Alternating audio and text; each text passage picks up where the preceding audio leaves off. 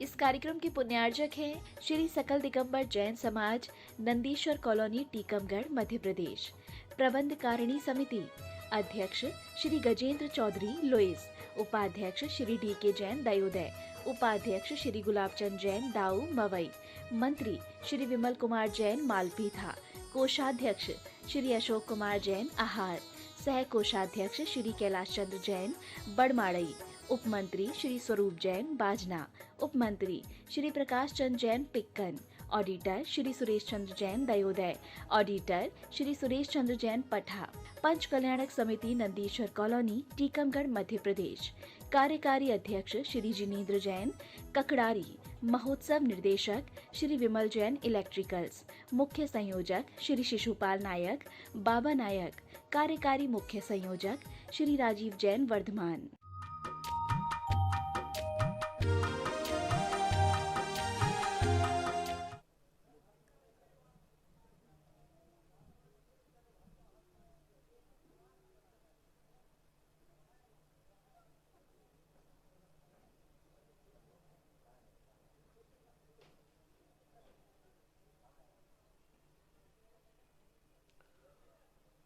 नमो अरिहन्तार्णं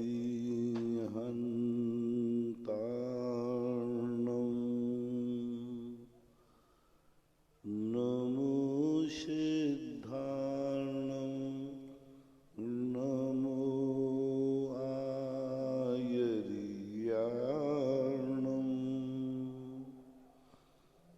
नमो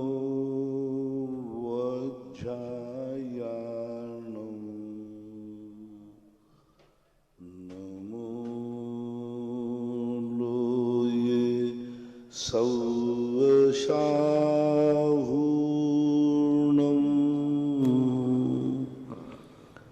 पंच परमेष्टि भगवान के जय। आचार्य श्री गुरुवर कुंद कुंद महाराज की जय। आचार्य श्री गुरुवर विद्यासागर महाराज की जय। परम पूजनीय निर्व्यापक श्रवण मुनि श्री सुधा सागर जी महाराज की जय। छुल्लक रत्न श्री 105 गंभीर सागर जी महाराज की जय। सभी जिज्ञासु एवं श्रोतागण पूज्य श्री को नमोस्तु करें। नमोस्तु मुनिश्री, नमोस्तु नमोस्तु। इच्छामी महाराज जी, इच्छामी।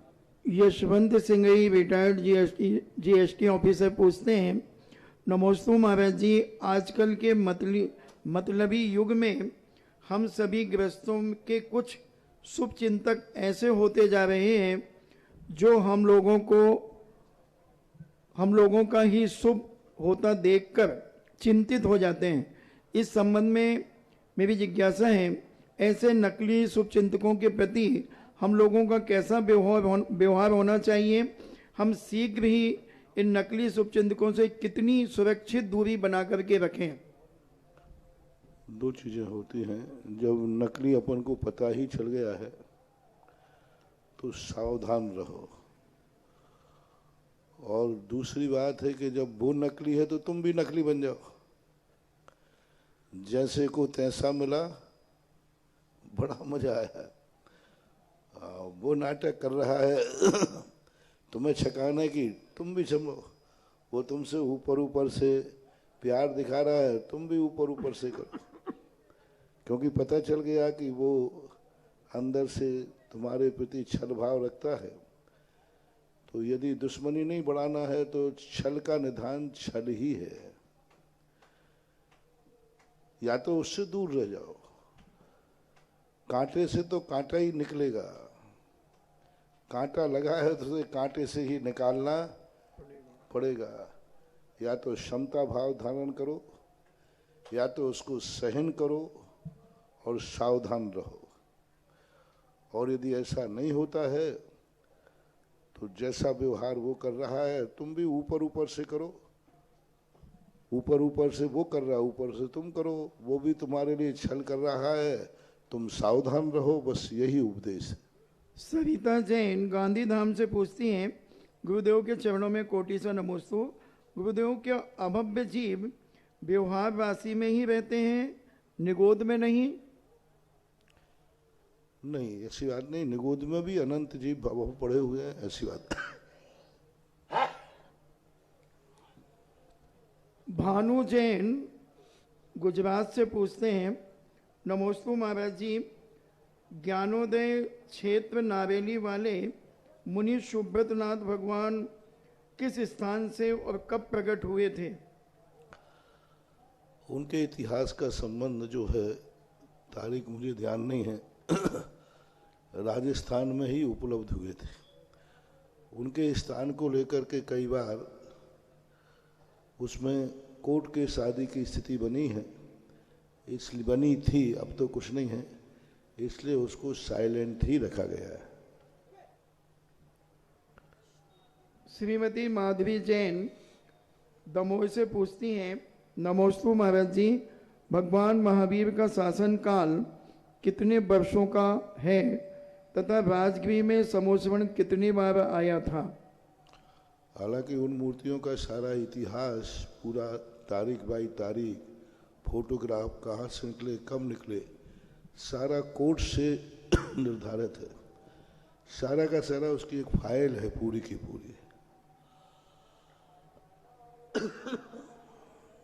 भगवान महावीर स्वामी का शासन काल कितने वर्षों का है तथा राजगृह में उनका समोसवन कितने बार आया था? उनका जो शासन काल है 72 साल की उम्र थी। 30 वर्ष उनका गृहस्थ अवस्था में बीता, 12 वर्ष तक वो तपस्या में रहे, शेष 30 वर्ष तक उन्होंने शासन काल जो उपदेश दिया, ये तो उनके जीवित काल का है।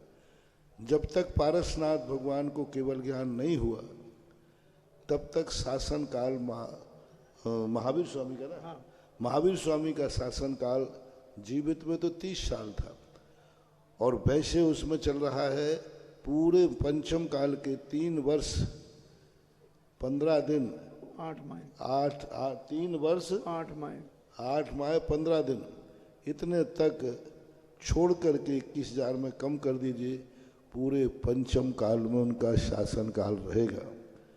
तो 3 वर्ष 21,000 में से घटा दें, और चौथे काल के 3 वर्ष 8 माह 15 दिन शेष थे, उस समय मोक्ष चले गए, तो वो माइनस कर दें, बराबर हो गया। अब ऐसा मानना चाहिए 21,000 वर्ष और 30 और 21,030 वर्ष तक इनका शासन काल माना जाएगा।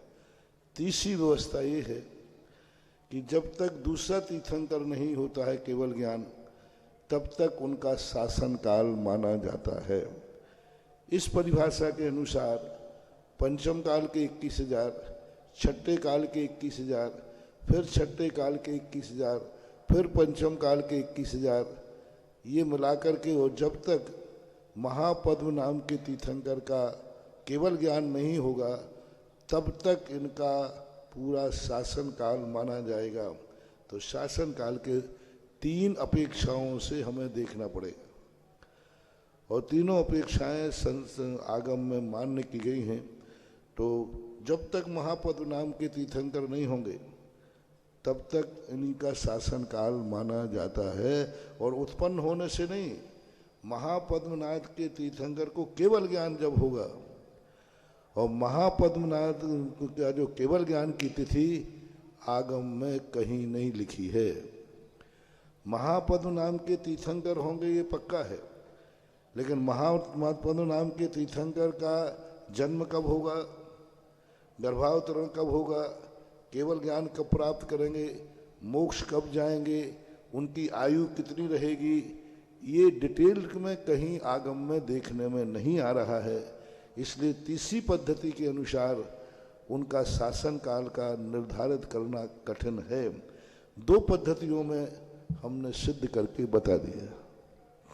संभव जैन इंदौर से पूछते हैं, नमोस्तु महाराज जी, हमें अभी तक कुछ भी धर्म का ज्ञान नहीं है, तो हम क्रम से कौन कौन से ग्रंथों का स्वाध्याय शुरू कर सकते हैं? आप 12 वर्षीय कोर्स को स्वीकार करिए। सांगानेर संस्थान से 12 वर्षीय जो कोर्स निकल रहा है, उस कोर्स के अनुसार आप अपने आप को व्यवस्थित करें। उसमें सारे क्रमबद्ध रूप से शास्त्रों का अध्ययन कराया गया। फिर भी यदि आप अलग करना है तो रत्नकरण शाब्काचार्य से शुरू कर दीजिए। शोभित जैन रामगंज मंडी से पूछते हैं, नमोस्तु महाराज जी, जैन दर्शन में ऐसा मानना है कि एक इंद्री से लेकर 4 इंद्री तक के सभी जीव नपुंसक हैं, ना तो वो नर है ना मादा।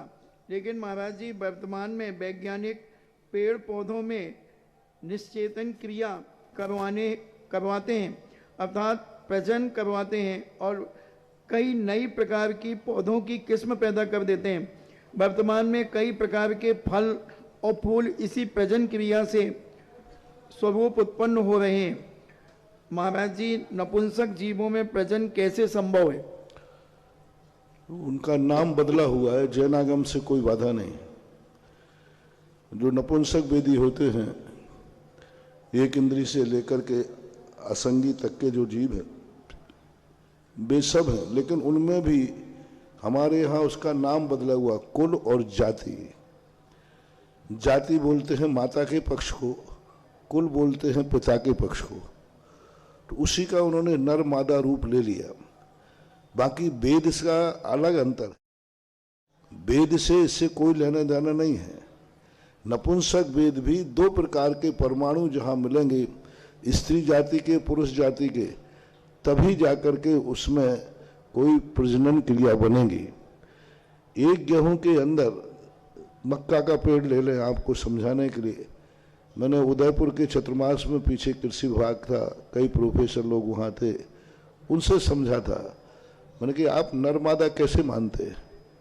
तो एक ही मक्के का दाना है, उसी मक्के के दाने के आटे में दोनों प्रकार के परमाणु हैं, नर के भी और स्त्री जाति के भी, दोनों जाति के।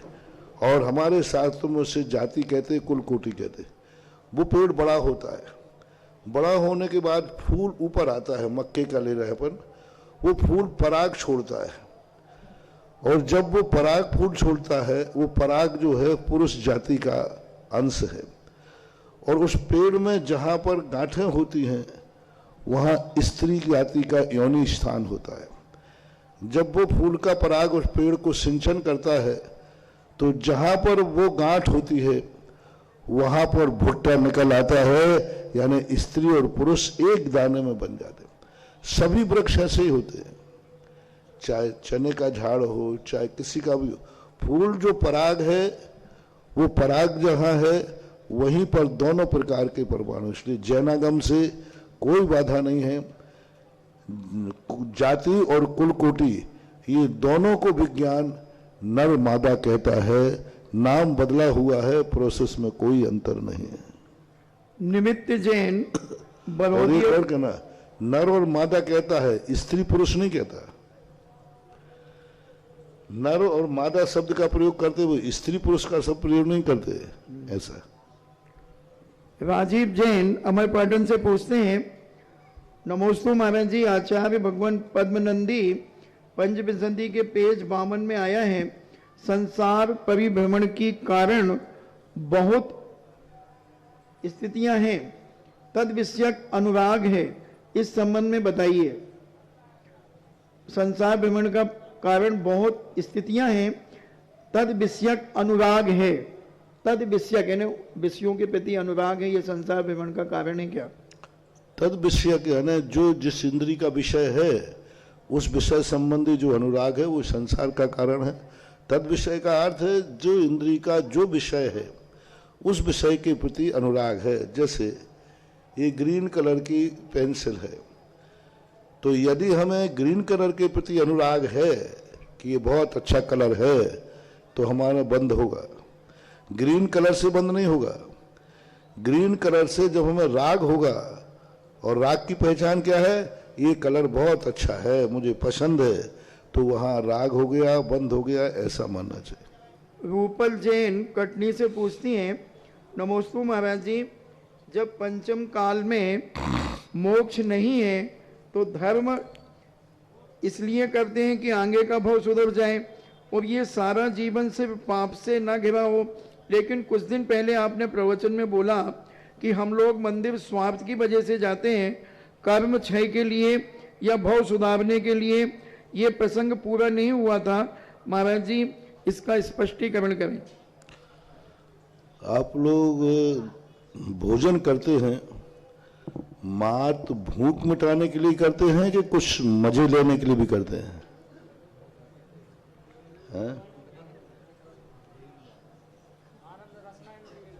नहीं, भूख मिटाने के लिए करते हैं कि कुछ स्वाद लेने के लिए भी करते हो? स्वाद भी लेते हो। तो उस भोजन में भूख मिटाना ही लक्ष्य नहीं है। भूख मिटे तो ठीक और नहीं मिटे तो ठीक, स्वाद के लिए भी तो किया जाता है। इसी प्रकार से धर्म मोक्ष के लिए होवे या नहीं होवे, लेकिन धर्म का भी स्वाद के लिए भी तो किया जाता है कि आनंद आता है। भोजन के लिए, आनंद के लिए भी तो करते हैं कि भोजन खाने से अच्छा लगता है, मीठा खाने से अच्छा लगता है, ये चीजें। तो स्वाद में जो आनंद आ रहा है भोजन का, वो भूख मिटाने के लिए ही आनंद नहीं आ रहा है, भोजन का भी एक स्वाद है। इसी प्रकार से मोक्ष का स्वाद अलग है, लेकिन मोक्ष करने के लिए जो धर्म किया जाता है उसका भी एक आनंद है। मोक्ष मिले या न मिले, नए कितने लोग हैं भूख मिटाने के लिए कम खाते हैं लोग, हैं चटोनिया के लिए ज्यादा खाते हैं, रसना इंद्री के लिए ज्यादा खाते हैं। इसी प्रकार मोक्ष मिले या नहीं मिले ठीक है, लेकिन धर्म का जो आनंद है, पूजा का जो आनंद है, मुनि व्रत का जो आनंद है, ये आनंद भी एक अपने आप में है। मोक्ष का आनंद तो जब मिलेगा। मुनि व्रत के आनंद के संबंध में जयढालाकार ने कितनी बात कही, शो इंद्र नाग नरेंद्र वा अहेमेंद्र के नाही कहो। मुनि पने का जो आनंद है, इंद्र नागेंद्र अहेमेंद्रों को भी नहीं है जो मुनि पने का आनंद है। इसलिए जो धर्म करने का आनंद है उससे वंचित क्यों रहा जाए। मोक्ष मिलेगा तब मिलेगा, एक तो आनंद आ ही रहा है। विवेक जैन किशनगढ़ वैनवाल से पूछते हैं, नमोस्तु के बदेव, आत्मज्ञान और मोक्ष में क्या अंतर है? क्या इस काल में क्या आत्मज्ञान संभव है? जैन धर्म को नास्तिक कहा जाता है, तो जैन धर्म में परमात्मा के संबंध में क्या व्याख्या है? जैन दर्शन को नास्तिक कहा जाता है, और आत्मज्ञान और मोक्ष में क्या अंतर है? जैन धर्म को लोग नास्तिक कहते हैं, है नहीं। लोगों ने एक डेफिनेशन बना दी, भगवान यदि करता है तो जो मानता है वो आस्तिक है। लेकिन जैन दर्शन परमात्मा को तो मानता है, लेकिन उसको करता धरता नहीं मानता, इसलिए वह नास्तिक नहीं है। लेकिन लोग कहते हैं इसमें परमात्मा है, परमात्मा निमित्त है, उपदेशक है, लेकिन परमात्मा करता धरता नहीं है, इस अपेक्षा। इंजीनियर केसी जैन इंदौर से पूछते हैं, नमोस्तु भगवान, अभिषेक शांति धारा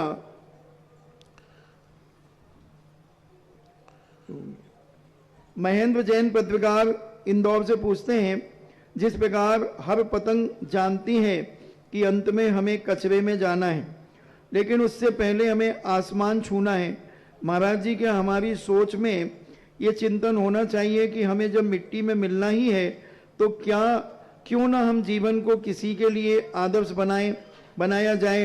महाराज जी सोचना तो फिर आसमान हो सकता है, आसान हो सकता है, लेकिन करना बहुत कठिन है। महाराज जी ऐसा क्या करें? देखो, हमें एक मिट्टी में ही मिलना है, ये सोचना गलत है। हमें आकाश में उठना है, हम पतंग के समान आकाश में न उड़े, हम जल के समान आकाश में उड़े और गिरते समय भावना भाएं कि किसी सीप के मुख में जाके गिर जाएं तो सदा के लिए मोती बन जाए। ऐसे गिरो तो कीचड़ क्यों बने, गिरो तो माटी में क्यों मिले, गिरे तो एक ऐसी दशा से गिरे। इसलिए हमारे जैनाचार्यों ने पतंग का कोई उदाहरण नहीं दिया। हमारे यहाँ कहा है कि यदि उठो तो ऐसे उठो कि नीचे आने ही नहीं पड़े, और आना पड़े तो कीचड़ नहीं बनना, आना पड़े तो सीप का मोती बनना। ऑनलाइन जिज्ञासाओं के पश्चात जनवाणी चैनल, आदिनाथ चैनल, सदा कला ऐप के माध्यम से विराजित गुरु भक्तों की ओर से, साक्षात मुनिश्री के चरणों में विराजित मुनि भक्तों की ओर से पूज्य श्री को सादर नमोस्तु नमोस्तु नमोस्तु। शुल्लक जी को इच्छामि इच्छामि। बहुचर्चित जिज्ञासा समाधान के इस कार्यक्रम के प्रथम जिज्ञासा करता है वरिष्ठ विद्वान पंडित सनत जी टीकमगढ़। उसके बाद तैयार रहें श्रीमती जूली मलैया।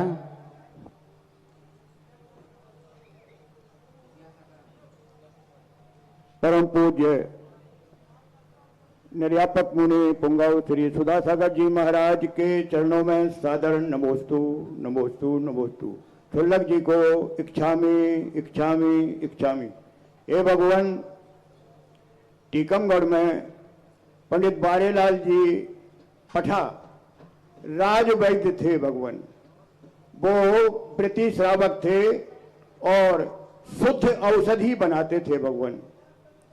उन्होंने आहार जी के लिए सारा जीवन समर्पित किया भगवान। वो तो राज वैद्य की उपाधि से विभूषित थे, लेकिन भगवान आप संसार के प्राणियों का जो उद्धार करते हैं अपने वचनामृत से, अपनी वचन रूपी औषधि से जो संसार का उद्धार करते हैं, ये भगवान आप राज वैद्य तो नहीं संसार के वैद्य हो भगवान। लक्ष्मण जी ने जब शक्ति लगी भगवान, तब हनुमान जी संजीवनी बूटी ले आए। रामचरितमानस का उदाहरण है महाराज। उस संजीवनी बूटी से लक्ष्मण जी की शक्ति गायब हो गई। हे भगवान, आप रत्नत्रय की संजय बूटी लाए हो हम सबका उद्धार करने के लिए। सम्यक दर्शन, सम्यक ज्ञान, सम्यक चारित्र रूपी जो संजीवनी बूटी है, उसके द्वारा हम सबका उद्धार करने के लिए आप यहाँ महरौनी, टीकमगढ़, ललितपुर सभी जगह आपने जो वचनामृत दिए भगवान, उससे हम सब अलंकृत हुए। अब मेरी जिज्ञासा है भगवान कि संसार के प्राणियों का आधा जीवन तो निद्रा या प्रमाद में चला जाता है, बाकी का जीवन जो है भगवान रत्नाकर 25 में रत्नाकर स्वामी कहते हैं कि सद्भोग लीला न च रोग लीला। हे भगवान, हमने अपना जीवन भोगों में इतना व्यतीत किया कि रोगों ने कब ग्रसित कर लिया पता नहीं चला। धनागमो नो निधनागमश्च, धन कमाने में इतना जीवन व्यतीत किया कि कब मृत्यु आ गई पता नहीं चला। जिज्ञासा करें। हाँ भगवान, तो मेरी जिज्ञासा ये है भगवान कि इस मोह की ग्रंथि को हम कैसे ढीली करें और आगे का जीवन जो है कल्याणमय कैसे बनाए भगवान। कुछ उपदेश ऐसे होते हैं जी महाराज, जिनको शब्दों में न कह करके मोह की ग्रंथि ढीली करने का, मोह की गांठ कैसे खोलना है, हाँ महाराज, हम गांठ खोल के नहीं दिखा पाएंगे, पर जैसी हमने खोली से तुम खोल देना, काम हो जाएगा। तो और क्या, मोह टूटने का तरीका यही है कि उसके लिए तो संजीवनी बूटी का उपदेश होता ही है, रत्नत्रय का उपदेश होता है, और मिथ्यात्व का जो जहर है, लक्ष्मण को जैसे नाग पास में फंसे थे, ऐसे ही संसारी प्राणी मिथ्यात्व रूपी नाग से ग्रसित है। तो उसको रत्नत्रय का उपदेश दिया जाता है, और उस उपदेश को अपने जीवन में अनुकरण करें तो बहुत बड़ी बात हो जाती है। वैद्य जिनवाणी को औषधि कहा है और गुरुओं को शास्त्रों में वैद्य कहा है, पर फर्क है, वैद्य भी सही है, दवाई भी सही है, लेकिन मरीज नहीं खावे तो क्या करे। डॉक्टर दवाई लिख सकता है, मेडिकल से दवाई मिल सकती है, लेकिन खाना तो स्वयं को पड़ेगी। अनादिकाल से हमें वैद्य भी मिले, दवाई भी मिली, लेकिन हमने उसे खाने का प्रयास और खाया नहीं, ये भूल रही, परिणाम स्वरूप हम मिथ्यात्व से दूर नहीं हो पाएंगे। और जिस दिन है खाली दवाई, उसी दिन मिथ्यात्व ऐसे नहीं टिकेगा, ऐसे नहीं टिकेगा जैसे लक्ष्मण की शक्ति गायब हो गई ऐसे। नमोस्तु भगवान, नमो। जिज्ञासा करें श्रीमती जूली मलैया। इसके बाद तैयार रहें अभय जैन पवैया टीकमगढ़।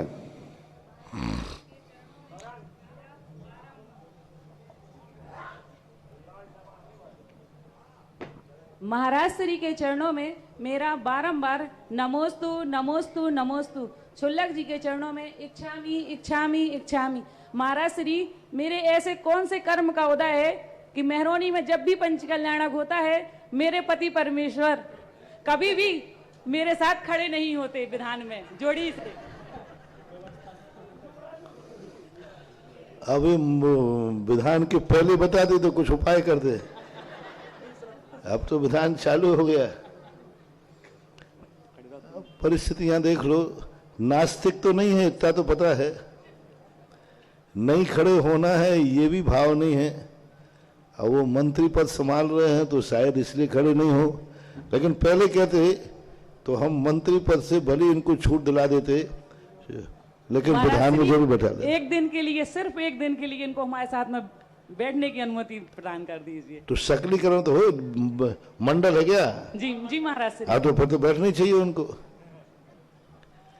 बैठ जाएंगे, बैठ। नमस्ते महाराज श्री। जिज्ञासा करें अभय जी, इसके बाद तैयार रहे स्वामी सिंगई।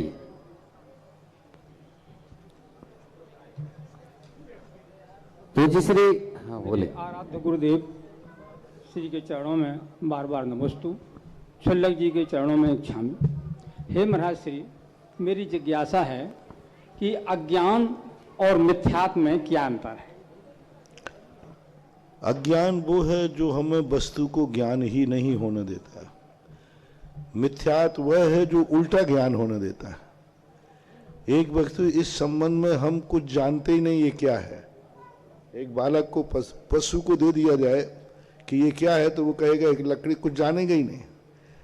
और मिथ्यात क्या करता है, ये पेंसिल है, वो कहता है नहीं ये चश्मा है। तो मिथ्यात उल्टा जनाता है, अज्ञान जो है हमें ज्ञान से वंचित रखता है, ऐसा माना। पूज्य श्री ने जब से यशोदय तीर्थ की एनर्जी की बात की है, यहाँ के तीर्थ को एक महातीर्थ के रूप में गुरुदेव की दिव्य दृष्टि ने देखा है और श्री सम्मेशकर की माटी आकर के यहाँ पर नंद्यावर्त कलश की प्रेरणा दी है। नंद्यावर्त कलश स्थापित करने की एक कलश की राशि 5100 रुपये है। यहाँ पर जो नाम आए हैं 5 कलश या उससे अधिक के नाम यहाँ पर आमंत्रित हैं। श्रीमती अनीता विनोद जैन, श्रीमती नैन्सी निखिल जैन, श्रीमती एलिस विकास जैन, कुमारी निंशी मुंबई से, याशिका अभिषेक जैन 8 कलश की राशि है इनकी। श्रीमती संतोष अनुज दीपांशी निशा विपुल दिल्ली से 5 कलश की राशि।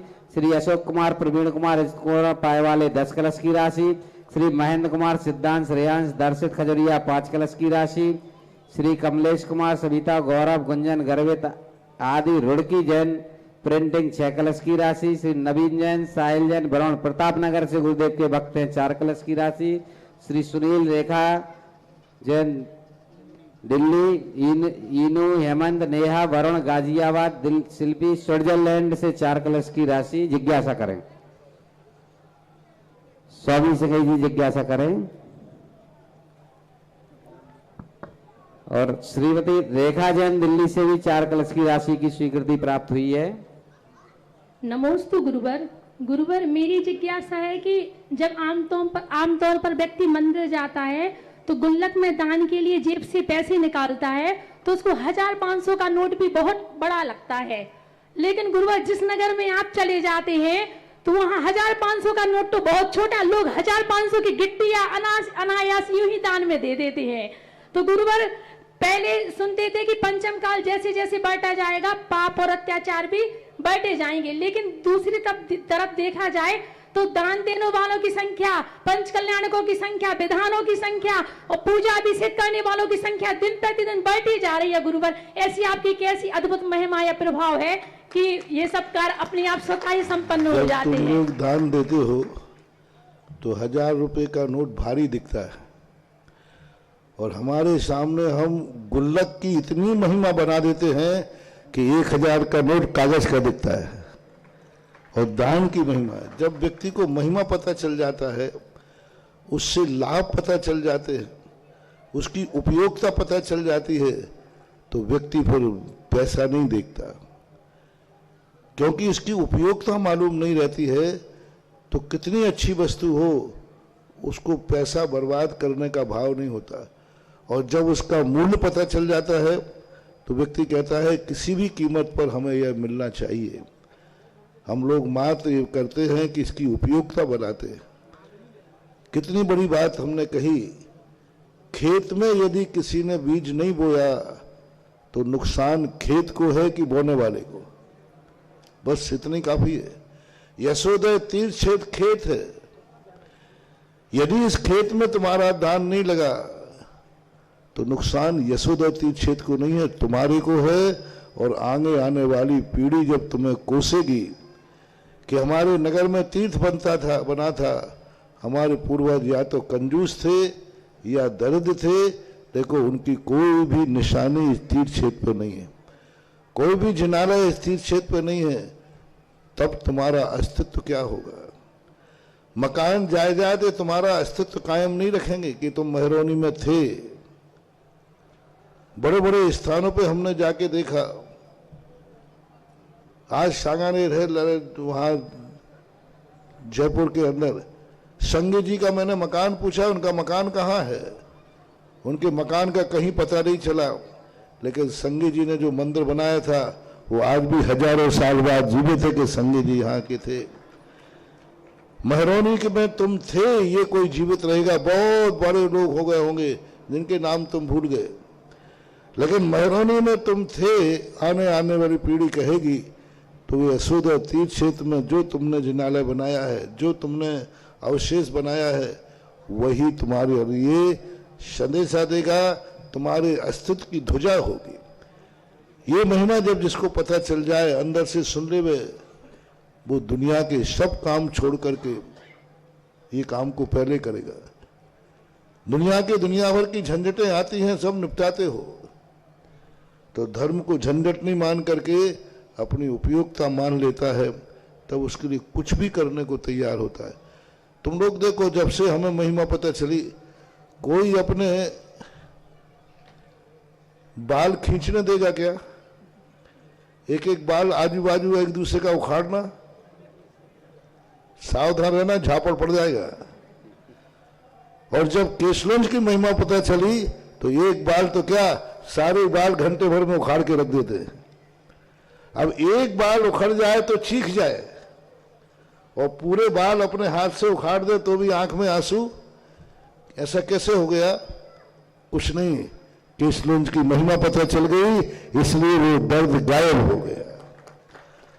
हर चीज में यही देखना, कौन व्यक्ति है जो मुनिचर्या, देखो महिमा पता चली तो साधु ने सारे कष्ट स्वीकार कर लिए। जब महिमा पता चल जाती है तो व्यक्ति को दिखता है कि ये पैसा तो माटी है, और दान में चला जाए तो यही पैसा सोना है, ऐसा मानना चाहिए। जिज्ञासा करें श्रवण संस्कृति संस्थान के स्थानाध्यक्ष मनोज चौरई जी। इसके बाद तैयार रहे हैं प्रियंका वाजा शिक्षक।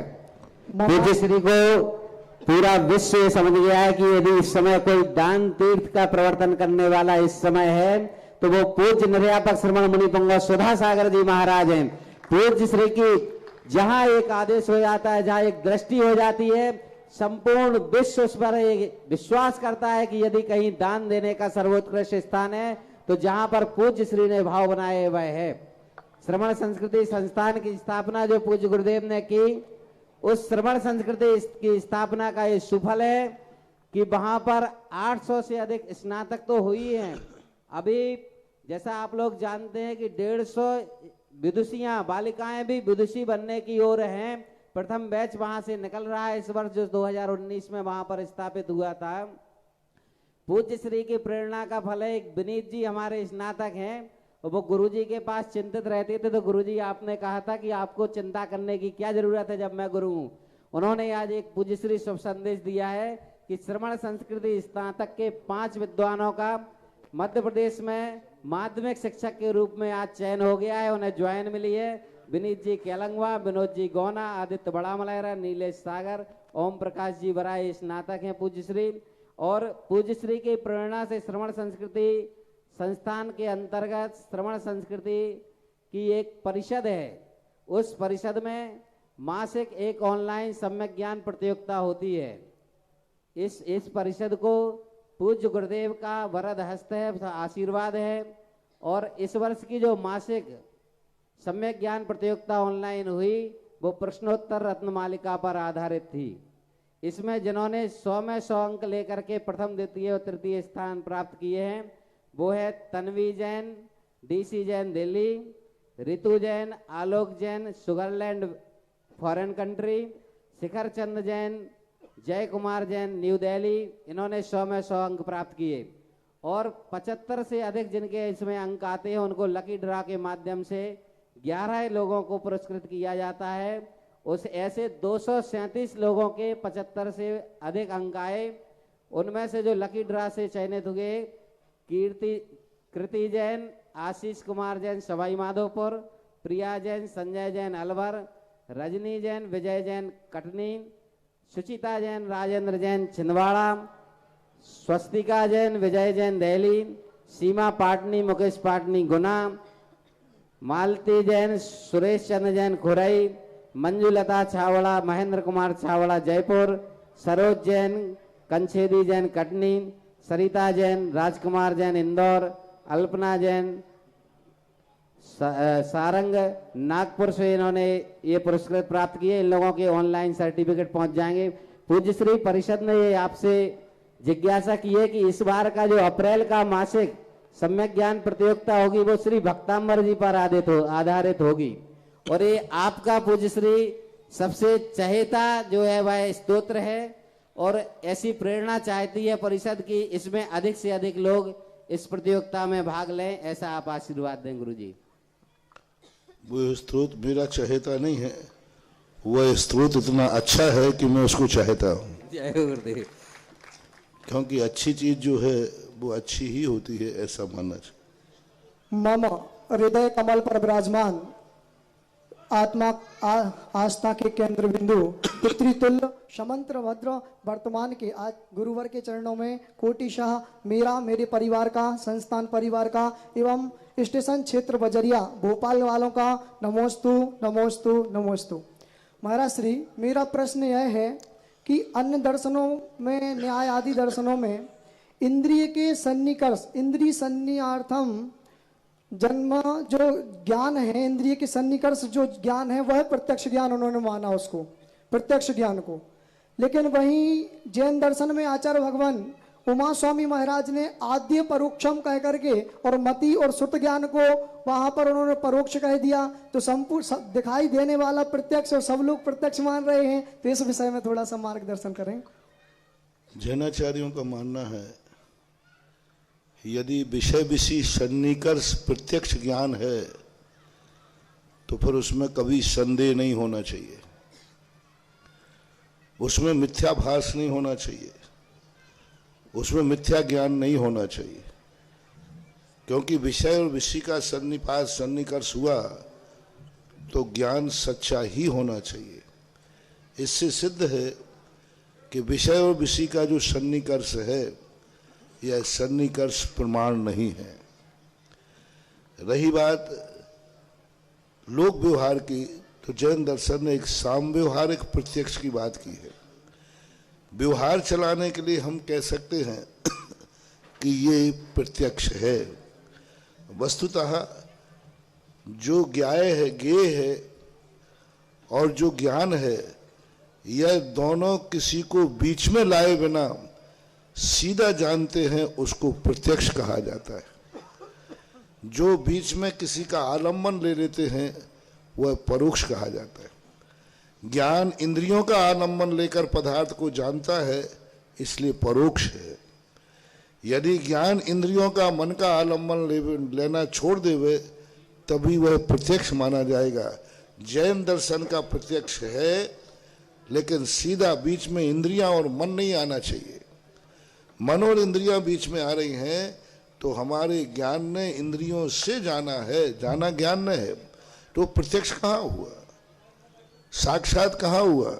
क्योंकि बीच में इंद्रियां आ गई। ये मूल कारण है। इनके दो कारण बता दिए गए। सन्निकर्ष प्रत्यक्ष को प्रमाण, इंद्रिय प्रत्यक्ष को प्रमाण नहीं कह सकते, क्योंकि उसमें संदेह और मिथ्या ज्ञान की भी अनुभूति होती है, अन्यथा भी अनुभूति होती है। और दूसरा कारण है इंद्रियों के बिना जो ज्ञान होता है वह प्रत्यक्ष कहलाता है, ऐसा मानना चाहिए। गुरुजी एक और छोटा सा जिज्ञासा करेंगे, एक ही जिज्ञासा करेंगे श्रीमती प्रियंका जैन वाजा शिक्षक, इसके बाद तैयार रहेंगे राजेश जैन खिमलाशा। जिज्ञासा प्रणेता आराध्य गुरुवर, पत्थर से मूर्ति बनाने वाले, तीर्थ से महातीर्थ बनाने वाले मेरे आराध्य गुरुवर निर्यापक मुनि श्री जी के चरणों में मेरे और मेरे परिवार की तरफ से बारंबार नमोस्तु नमोस्तु नमोस्तु। क्षुल्लक श्री जी के चरणों में बारंबार इच्छामि इच्छामि इच्छामि। महाराज श्री, मेरी जिज्ञासा है कि जिस प्रकार पेड़ की डाल हिलने पर उस पर बैठा पक्षी कभी भी नहीं घबराता है, लेकिन हम सभी प्राणियों के जीवन में थोड़ा सा संकट आ जाने पर हम सभी तन और मन से अस्वस्थ हो जाते हैं। सबसे ज्यादा मन अस्वस्थ हो जाता है। समयानुसार हम शरीर को तो स्वस्थ कर लेते हैं, लेकिन मन को स्वस्थ नहीं कर पाते हैं। तो महाराज श्री, हमारे ऐसे कौन से कर्म का उदय रहता है कि हम अपने मन को स्वस्थ नहीं कर पाते हैं? मन को कोई भी भय होता है, दो कारणों से होता है। पहला कारण, जब अपराध किया होता है तो अपराधी का मन सदा भयशील होता है। मन में एक धारणा ऐसी बनी हुई है कि मैं गलत हूं, मेरे से गलत हो सकता है। सबसे बड़ा भय का कारण है मैं गलत हूं मेरे से गलत हो सकता है। इस कारण से मन सदा भयभीत रहता है। दूसरा कारण रहता है मैं अपनी सुरक्षा करने में पूर्ण समर्थ नहीं हूं। किसी भी समय कोई भी हमें नुकसान पहुंचा सकता है। ये दूसरा कारण भय का है। अब दोनों कारणों को भय से मुक्त होने का एक ही कारण है कि व्यक्ति, ना मैं अपराधी हूं, ना मैंने अपराध किया है और ना मेरे से अपराध होता है, भय खत्म हो जाएगा। कोई मुझे मिटा नहीं सकता, कोई मुझे नुकसान पहुंचा नहीं सकता, ऐसी अनुभूति हो जाए तो फिर कोई घानी में भी पेल दे, शेर भी खा जाए तो भी भय नहीं आएगा, क्योंकि उसने मान लिया कि मुझे कोई मिटा ही नहीं सकता। मैं तो अजर अमर अविनाशी चैतन्य स्वरूपी आत्मा हूं, कोई नहीं मिटा सकता। ऐसी अनुभूति जिसको हो जाती है, शेरनी खाती रहती है और वो आनंद में बैठे रहते हैं। तो ऐसी हमें शास्त्रों के द्वारा अनुभूति करके सच्चे ज्ञान की अनुभूति होने के बाद भय खत्म हो जाता है। पक्षी डाल पे बैठा है तो वो गिरने की अपेक्षा निडर है, लेकिन डर तो इतना है उसको कि कोई भी मुझे कभी भी मार सकता है, उसको दूसरे प्रकार का डर है। ऐसा नमोस्तु महाराज श्री, नमोस्तु नमोस्तु। पूज्य गुरुदेव के पावन अनुकंपा से यशोदा तीर्थ का जो निर्माण कार्य चल रहा है, वहां पर श्री सम्मेश शिखर जी से पावन माटी आई है और नंद्यावर्त के कलश यहाँ पर बन रहे हैं। पूज्य गुरुदेव ने नंद्यावर्त के कलश की अनंत महिमा गाई है। पूज्य श्री ने बहुत एनर्जी वाला बताया है और कल आपने सुना ही होगा, पूज्य गुरुदेव ने कहा था कि परिवार के हर एक सदस्य को ये कलश स्थापित करना है। इस कलश को स्थापित करने से जीवन में सुख, शांति और समृद्धि आती है, जीवन में निरोगता आती है, परिणामों में सकारात्मकता आती है।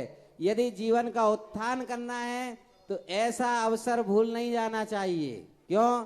क्योंकि ऐसे अवसर बार बार नहीं आते हैं। यशोदा तीर्थ, उसमें 24 समोषण विधान, उसमें पंच कल्याणक, 24 का शिलान्यास और सबसे बड़ी बात तीर्थ चक्रवर्ती निर्यापर गुणी पुंगव श्री सुधा सागर जी महाराज का मंगल सानिध्य। इतने शुभ अवसर होने पर भी यदि हम नंद्यावर्त कलश को स्थापित करने से चूक गए तो हम दुर्भाग्य ही कहलाएंगे। एक एक जन का, परिवार से एक नहीं, परिवार में जितने जितने सदस्य, हर एक सदस्य के नाम से कलश स्थापित होना चाहिए। एक कलश की न्यौछावर राशि 5100 रुपये है और जिनके भाव हो 5 कलश से अधिक की राशि की यहाँ से घोषणा की जाएगी। बंधु, ये मौका मिला है हमें, जीवन में बहुत सारे क्षेत्रों के दर्शन किए हैं, बहुत सारे क्षेत्रों के दर्शन करने जाते भी हैं, लेकिन हमें ये पता नहीं ये क्षेत्र कैसे बने होंगे, किस प्रकार से बने होंगे। एक सौधर्मेंद्र अयोध्या नगरी की जब रचना कराता है, स्वर्ग से सुंदर तैयार कराता है, तो नंद्याव्रत स्वस्तिक के आकार पर वह राजमहल बनता है। ऐसे ही नंदा व्रत यहाँ पर स्थापित होगा, ऐसे ही नंदा व्रत में जहाँ पर एनर्जी का फ्लो बनेगा, ऐसे ही नंदा व्रत में जब आप नीचे जाकर के कलश की स्थापना करके आओगे और उसके ऊपर जब 108 ध्वजाएं लगेंगी, 5 मुख्य ध्वजाएं होंगी, ऐसी महाध्वजाएं जो स्थापित करने का सौभाग्य हमें मिलेगा कि जब वो हवा चलेगी, पवन चलेगी और लहराएगी और जिस दिशा में ध्वजाएं जाएंगी उस दिशा में योजनों दूर तक सुभिक्षता होती है। ऐसे नंदा व्रत को जीवन में अनमोल क्षण मिला है, क्योंकि अभी अपने उत्तर प्रदेश में आज तक कोई नंदा व्रत की स्थापना हुई नहीं। पहला क्षेत्र है कि यहाँ पर मेहरौनी में यशोदा तीर्थराज पर नंदा व्रत स्वस्ति की स्थापना होगी, तो उत्तरांचल में और उत्तर प्रदेश में भी सुख शांति समृद्धि की वृद्धि होगी। तालियां बजाने से कुछ नहीं होगा, तालियां बजाने में तो हम माहिर हैं। हमें ये देखना है कि हम दुनिया में LIC की पॉलिसी बनवाते हैं, अपना भविष्य का बीमा निर्धारित करते हैं, वो तो तुम्हें एक्सीडेंट के बाद मिलता है, मरने के बाद मिलता है, लेकिन ये वो बीमा है कि तुम्हें एक्सीडेंट हो गई नहीं, तुम्हें रोग हो गई नहीं, तुम्हारी जीवन की सुरक्षा की पॉलिसी तैयार होगी। ऐसी जैसे ही कब को संकट आए आप वहीं पर अपने घर पर बैठ जाओ, ध्यान लगाओ कि नंदा व्रत में मैं वहां पर एक कलश की स्थापना करके आया था, आखिर मुझे ऐसा क्या हुआ। आप देखना कि बिना टेबलेट के आप उठ के खड़े हो जाओगे। तो ये मौका मिला है, 5 कलश कम से कम उनकी घोषणा यहाँ होगी। 11, 21, 51 करते तो बात ही अलग है, और 5 और ऐसे बड़े कलश होंगे जिनको उठाने के लिए हमें 1-2 आदमी लगाने पड़ेंगे। इतनी पावन मिट्टी होगी जो 5 मुख्य कलश स्थापित होंगे। अगर किसी को वो कलश भी स्थापित करना है तो नॉर्मल राशि तो 5 लाख है ही है, लेकिन इसके बाद भी उस दिन बोली लग सकती है कि पूरा परिवार मिलकर के जब करेगा तो पूरी परिवार की सुरक्षा कवच उस कलश के माध्यम से होगा जो तीर्थ की मट्टी को स्थापित करेगा। दूसरी बात, यहाँ पर होना था 24 समोसण विधान। 24 समोसण के आजादी से हुआ कि 24 समोसण बुक हो गई। समाज ने भावना भाई और पंचकणक की घोषणा भी साथ में हो गई। एक टिकट में 2 आनंद, ये भी विश्व के इतिहास का पहला कार्यक्रम होगा कि 24 समोसण के साथ साथ पाषाण से परमात्मा बनाने की विधि होगी, जिसमें मेहरौनी के भगवान तो है ही है, बाहर की प्रतिमाएं भी प्रतिष्ठा होंगी। तो जीवन में ये सारे दस्तूर तुम्हारी किस्मत में लिखे थे, तुम्हारे भाग में लिखे थे। बंधुओं, आने वाली 3 तारीख को जन्म कल्याणक भगवान का होगा, जिस दिन महावीर जयंती होगी। ये भी एक इतिहास मेहरौनी का बनेगा कि वास्तव में ऐसा क्या हुआ कि आदिनाथ से महावीर भगवान तक की जयंती एक साथ योग सुयोग में परिवर्तित होगी। दुनिया के देश के लोग महावीर जयंती खूब मनाते हैं, लेकिन मेहरौनी में आके देखना कि आखिर मेहरौनी में ऐसा क्या हुआ कि महावीर जयंती एक चमत्कार जयंती में परिवर्तित हो जाएगी। आप लोग जागृत रहें। कलश जिन्हें लिखाना लिखा दें, रिश्तेदारों के लिखाएं, बहन बेटियों के लिखाएं, परिवार के लिखाएं, परिवार के जितने सदस्य उतने ही लिखाएं। ये मौका मिला है, इसको छोड़े नहीं, क्योंकि नंदा व्रत अभी उत्तर प्रदेश में पहला स्थापित हुआ है और हम उससे चूक गए। तो मैंने कल भी कहा था, फिर कहूंगा, आषाढ़ का चूका हुआ किसान और डाल का चूका हुआ बंदर, दोनों की दुर्गति होती है। आइएगा आगे जिज्ञासा समाधान। जैसा भैया जी ने बताया, 3 तारीख जो कि प्रभु का जन्म कल्याणक दिवस है, उस पर आदिनाथ चैनल पर यशोदा तीर्थ जिसके निवेदक और प्रसारक हैं, दोपहर 2 बजे से सजीव प्रसारण, लाइव प्रसारण आदिनाथ चैनल पर होगा। आप सब लोग उसका लाभ लें। नंदा व्रत की महिमा देखते हुए श्री महेंद्र कुमार, सिद्धार्थ, श्रेयांश, दर्शित खजुरिया, श्रीमती नेहा कुमारी वर्षा, श्रीमती अनीता खजुरिया ने 8 कलश की राशि घोषित की है।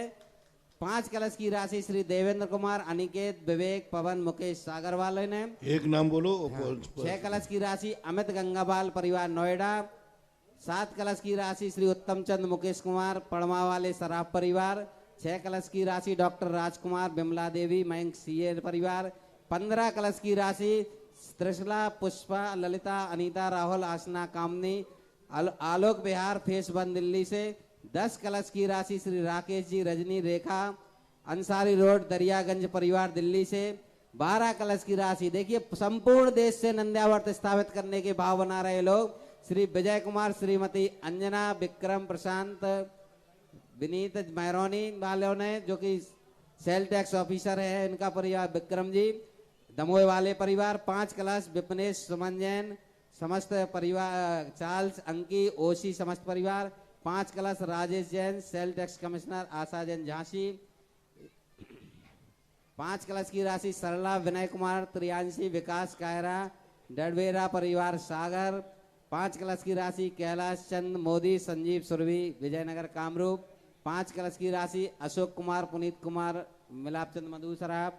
5 कलश की राशि नेमचंद अनुराज सागर वाले परिवार ने सौभाग्य लिया है। जिज्ञासा करें राजेश जी। मेरे गुरुवर के चरणों में बारंबार नमोस्तु नमोस्तु नमोस्तु। चुल्लक जी के चरणों में इच्छामी इच्छामी इच्छामी। हे गुरुवर, मेरी जिज्ञासा है कि कोई आदमी जीवन भर पाप करता रहे, दारू कुशील परिग्रह सब करता रहे, और आखिरी मरने से 6 महीने पहले वो व्रत धारण कर ले और समाधि पूर्वक मरण कर ले तो उसका भव सुधर जाता है। और कोई आदमी जीवन भर पुण्य करता रहे और आखिरी में उसके भाव बिगड़ जाए तो उसका भव बिगड़ जाता है। गुरुवर, ऐसा क्यों होता है? कोई व्यक्ति पूरी साल भर अच्छी तरह पढ़ाई की, बहुत अध्ययन किया, सब कुछ किया, पेपर के दिन यदि वो नहीं जा पाया तो फेल हो गया, ऐसा क्यों? एक ड्राइवर पूरी रात भर गाड़ी अच्छी चलाई, बहुत बढ़िया चलाई, 1 किलोमीटर रह गया गांव और थोड़ी सी झपकी आ गई तो गाड़ी गड्ढे में गिरी। अब उससे पूछा कि भाई तुमने ऐसा क्यों किया? अरे भाई 5 सेकंड को नींद आई, हम रात भर जागते रहे, उसकी तो प्रशंसा नहीं कर रहे। तो ये चूक कहलाती है कि तुमने जिंदगी भर किया और अंत में पेपर के दिन चूक कर गए।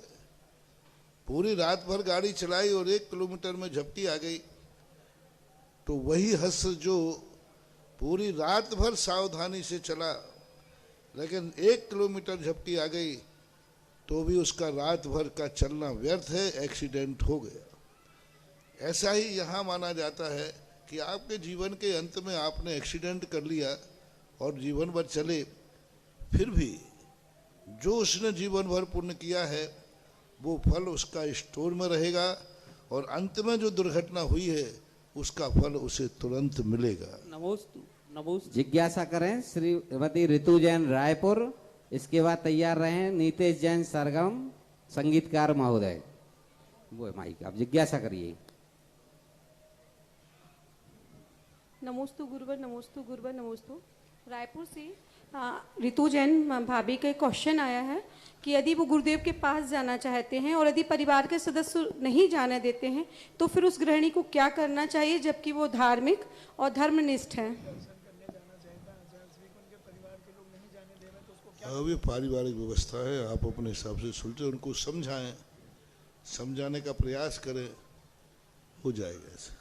आपका आशीर्वाद। जिज्ञासा करें संगीतकार जी। नमोस्तु मुनिश्री। नीतेश जी। इसके बाद तैयार रहें श्रीमती निधि जैन कहा गुना। था ना कि जीवन भर धर्म किया और अंत में बिगड़ गया तो क्या? एक घटना घटी थी ऐसी। एक घटना क्या करी कि वो हमेशा 2 नंबर का माल बेचता था और जिस दिन छापा पड़ा देखने आए उसी दिन उसका माल वहां था नहीं, और जो जिंदगी में कभी नहीं बेचता था वो उसी दिन बेचने का भाव किया और उसी दिन छापा पड़ गया। वो एक दिन के कारण जेल में चला गया। वो जिंदगी भर बेचता रहा और अंतिम जिस दिन छापा पड़ा उस दिन कुछ उसकी दुकान पर नहीं मिला। तो अब ये सब चीजें ऐसी हैं कि जिनके लिए प्रकृति ने व्यवस्थाएं बनाई कि तुम अच्छे थे तो पूरी जिंदगी भर अच्छे ही रहना चाहिए। चले। परम पूज्य गुरुवर के पावन श्री चरणारविंद में हमारे संपूर्ण परिवार की ओर से कोटि कोटि नमोस्तु महाराज जी। महाराज श्री, एक हमारे पास ग्रुप है जिसमें लगभग 60-70 ऐसे भाई बहन हैं जो जैन हैं, जॉब में हैं, लेकिन वो देख नहीं सकते। महाराज श्री, दिगंबर श्वेतांबर सभी भाई बहनों की ओर से आपके चरणों में नमोस्तु अर्पित करते हैं और उनकी एक जिज्ञासा है, उनकी एक भावना है कि महाराज श्री, ये सभी लोग जो दृष्टिवान लोग हैं, ये स्वधर्मेंद्र कुबेर सनत महेंद्र ईशान बन करके आहार दान दे करके और वेदी प्रतिष्ठाओं में पंचकल्याणकों में मूर्तियों विराजमान करके अपना जीवन का उद्धार तो कर लेते हैं, पुण्यार्जन कर लेते हैं। हम दृष्टिहीन लोगों को हर क्रियाओं से दूर रखा जाता है। हमारे जीवन का उद्धार कैसे होगा, हमारी नैया पार कैसे होगी? काश से जब तुम्हारे पास दृष्टि थी तब ये प्रश्न कर लेते तो आज नेत्रहीन नहीं होते। क्योंकि हर व्यक्ति यही सोचता है, अपराध से नहीं बचना चाहता है, सजा से मुझे बचा लीजिए। क्यों हुए नेत्रहीन? क्योंकि इन आंखों को तुमने कितना दुरुपयोग किया, इन आंखों से बुरा देखा, इन आंखों से बुरा किया, इन आंखों से जिंदगी भर बुरा करते रहे। कर्म ने कहा कि इसको नेत्रहीन करो तभी ये सुधरेगा, समझाने से सुधरने वाला नहीं। गुरु ने समझाया होगा, दुनिया ने समझाया होगा, तब भी तुमने आंख से बुरा देखना बंद नहीं किया होगा। तो कर्म ने कहा कि ये ऐसे नहीं मानेगा, इसको आंख से बुरा देखना तभी बंद होगा जब इसको देखना बंद हो जाएगा। तो जब व्यक्ति धर्म की बात को स्वीकार नहीं करता है तब उसे कर्म अपने आप में समझाता है। आप लोग अपना कर्म मान करके हमने बुरा देखा होगा, बुरा किया होगा, उसकी सजा हमें मिल रही है, ये आप लोग अपना चिंतन करें। क्योंकि प्रश्न आपने किया है, यदि कोई आंखों वाला प्रश्न करता तो हम उनको उपदेश देते। अपराधी जब प्रश्न करता है तो उसको यही कहा जाता है कि तुमने अपराध किया है। पर महाराज श्री अब उद्धार का मार्ग कैसे? आपके पूछने पर नहीं, कोई आंखों वाला कहेगा महाराज इन पे कुछ दया करे तो बात सोचेंगे। अच्छा गुरुदेव, एक छोटी सी बात ओम शांति। नंद्यावर्त में 10 कलश की राशि से नाम आया श्री कोमल चंद सिंगई, प्रसन्न कुमार, प्राशु बासु, अध्यक्ष दिगंबर जन पंचायत, सारिका स्नेहलता गुरसराय, सपना जन रानीपुर, अनीता टीकमगढ़, नीलम टीकमगढ़, अलका ललितपुर। भोजन के लिए पुण्यार्जन 11,000 की राशि से श्री शिखरचंद अरविंद कुमार सचिन भाईजी परिवार, 11,000 से श्री मिलापचंद सराफ परिवार। आज की अंतिम जिज्ञासा करें श्रीमती निधि जैन जी। नमोस्तु गुरुवर, नमोस्तु गुरुवर। मुनि श्री के चरणों में इच्छामी इच्छामी। महाराज श्री, पंच कल्याणक में महायज्ञ नायक की क्या भूमिका होती है, उनका और क्या महत्व है? अभी 2 दिन पहले ही बताया था, परसों भी प्रश्न ही था, बता दिया था। नमोस्तु। तीर्थ चक्रवर्ती जगत पूज्य निर्यापक श्रवण मुनि पुंगव श्री सुधा सागर जी महाराज की मंगल आरती का सौभाग्य 5151 रुपए। पूज्य गुरुदेव की मंगल आरती का सौभाग्य 5151 रुपए। 5151 रुपए 1, 5151 रुपए 2। और कोई इस सौभाग्य को प्राप्त करना चाह रहा हो? 5151 रुपए 3। ये सौभाग्य प्राप्त किया है यशोदय तीर्थ के अध्यक्ष और आज के आहार दान का सौभाग्य प्राप्त कोषाध्यक्ष, और जिन्हें आज आहार दान का सौभाग्य प्राप्त किया मिला है ऐसे श्री मुकेश चंद जी सराफ, समस्त सराफ परिवार को ये सौभाग्य प्राप्त किया है। आ जाए और गुरुदेव की मंगल आरती का सौभाग्य ग्रहण करें। आइए।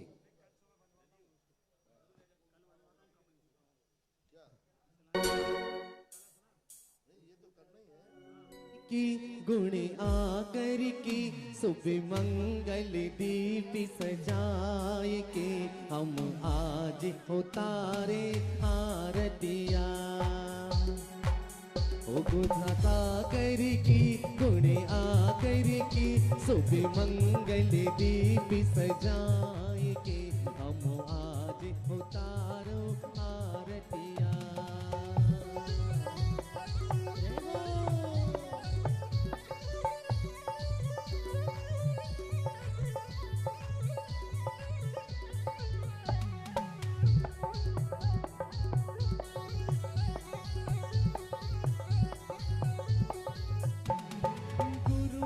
पांच महाव्रतधारी आत्म ब्रह्म बिहारी, खड़गदार शिव पथ पर चल कर शीतलाचारी निवारी। गुरु जी शीतलाचारी निवारी, ग्रह त्यागी की बैरागी की ले दीप सुमन का ताल रे। हम आज उतारे सुधा सागर की गुण आकर की शुभ मंगल दीप सजाए के हम आज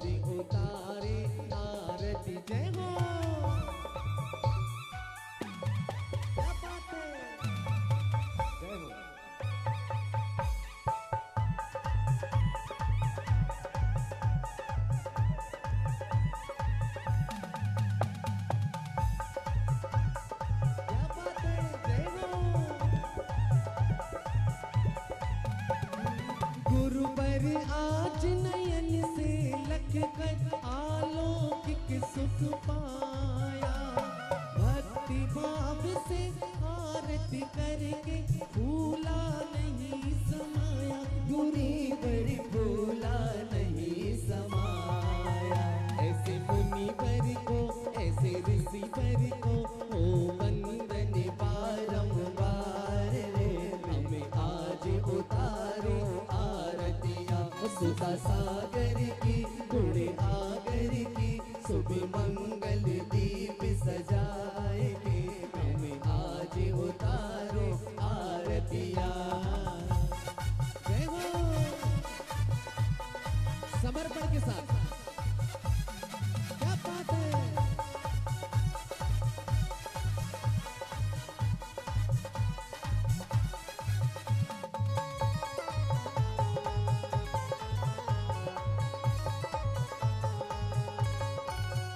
सुधा सागर की, गुण आगर की, शुभ मंगल सदा सागर देव महाराज की जय हो, जय हो।